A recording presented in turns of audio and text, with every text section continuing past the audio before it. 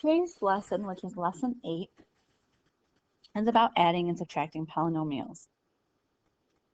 And when we add and subtract polynomials, since we're adding and subtracting, we know already from previous math studies that we could only add together like terms. So a polynomial just means an expression that has multiple terms.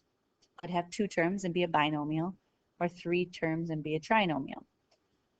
It can have as many terms as you want it to have, doesn't matter. Let's do an example of adding together polynomials. So I'll do an adding and then I'll do a subtracting. The first one is x squared minus x plus 1 plus x to the third plus x squared. Now when we have addition, what I like to do is stack them. So I take the first polynomial, I'm going to leave it where it's at. On the second polynomial, I'm going to bring down below, and I'm going to line up like terms.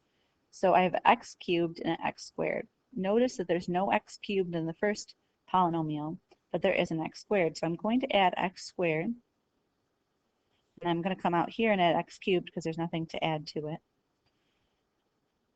I'm going to put a line underneath and add all the terms down. So the single numbers, there's just a 1. Negative x plus nothing is still negative x. X squared plus x squared is going to be 2x squared. And then I have an x cubed out front. And you always want to put the sign with the term. So x squared plus x squared is positive 2x squared. Negative x plus nothing is still negative x. Positive 1 is still positive 1. And if you think of it in terms of positive and negative and putting the sign, you'll always end up with the correct answer. Now subtraction is a little more tricky.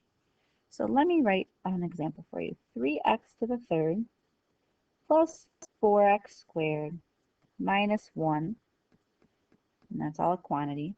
And we're subtracting x squared plus 3. Now here's the trick. When you subtract a polynomial, the entire polynomial is being subtracted.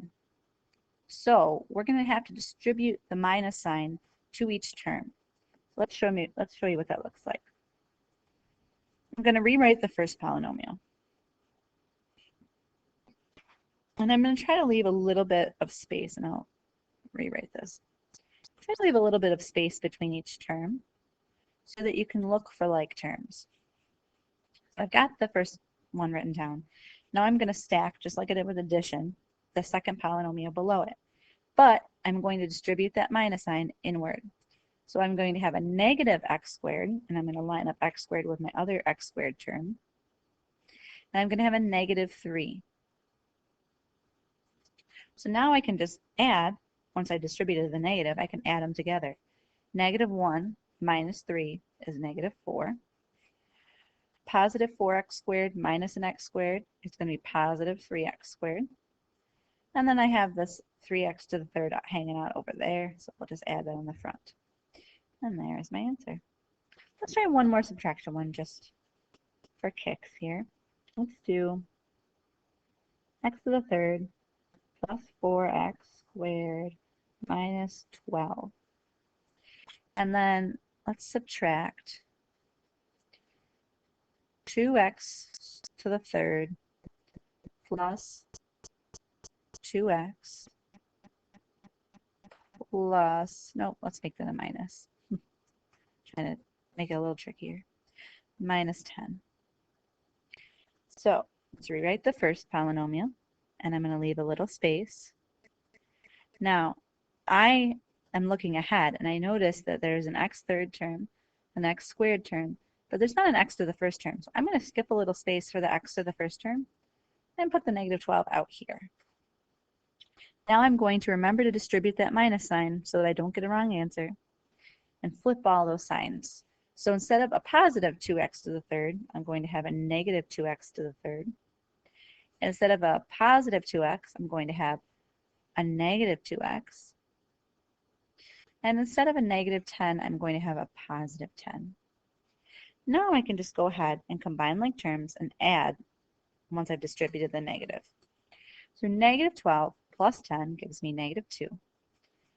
And there's nothing up top, so 0 minus 2x is going to be negative 2x. I'm going to be left with a positive 4x squared. And x to the third minus 2x to the third. Remember that this coefficient in front of the first x to the third is 1. And 1 minus 2 is negative 1x to the third. And just for understanding's sake, we don't need that negative 1. 1 minus 2 we know is negative 1. And we know that if we don't write a coefficient, it's 1. So negative x to the third. So we've taken that very large expression and simplified it into 4 terms.